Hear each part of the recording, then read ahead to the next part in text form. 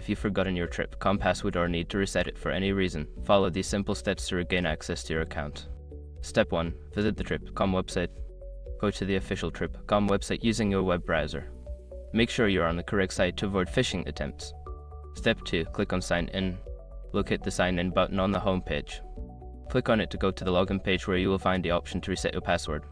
Step 3. Select Forgot Password. On the login page, look for the Forgot Password link. Click on this link to initiate the password reset process. Step 4. Enter your email address. You will be prompted to enter the email address associated with your Trip.com account.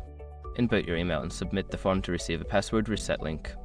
Step 5. Follow the instructions in the email. Check your email for a message from Trip.com containing the password reset link. Click on the link and follow the instructions to create a new password for your account.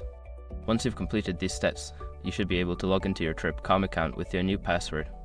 If you encounter any issues, consider reaching out to Trip.com customer support for assistance.